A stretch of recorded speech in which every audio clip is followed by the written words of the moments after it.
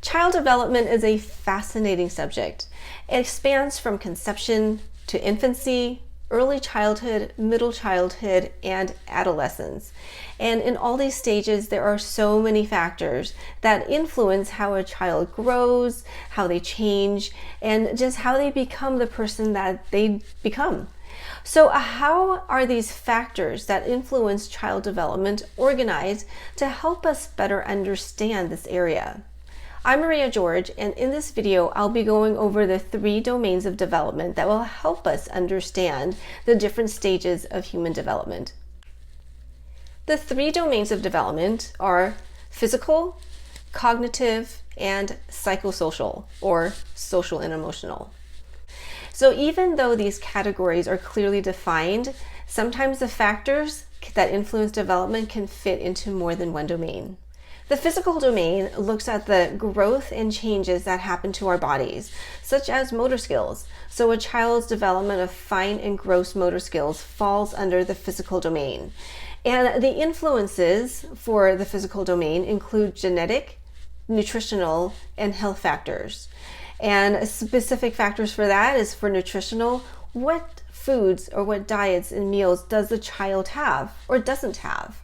And for health factors, what types of exercise does the child do or encouraged to do, physical activity that the child does, or are they mostly sedentary?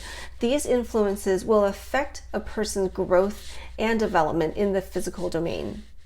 The cognitive domain looks at development at our mental processes, such as how we learn and retain knowledge, how we think, things such as our perception, our judgment, imagination, how we remember things, how we learn languages, why one of my kids is great at music and the other one wants nothing to do with music but is great at anything mechanical.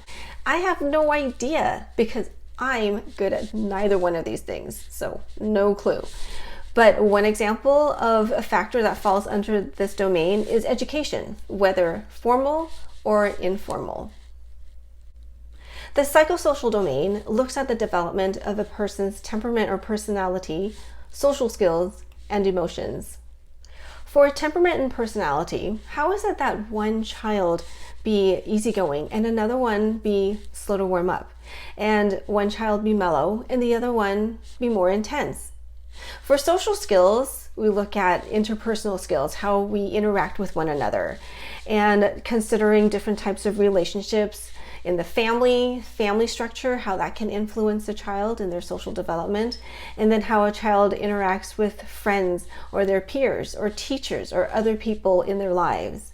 And then other factors such as the community, the culture, and larger society factors that influence this domain of development. So all these are examples of just different factors that will shape and influence a child in this 3rd domain of development.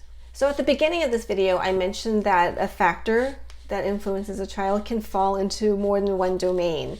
And so that's where something like the nature versus nurture debate can occur, because a person can be influenced by a physical factor such as their genetics. Maybe they have a certain gene that leads them to a certain temperament, but then they hang around different friends or they meet different people that might shape them in a different way, might draw out another characteristic that they have.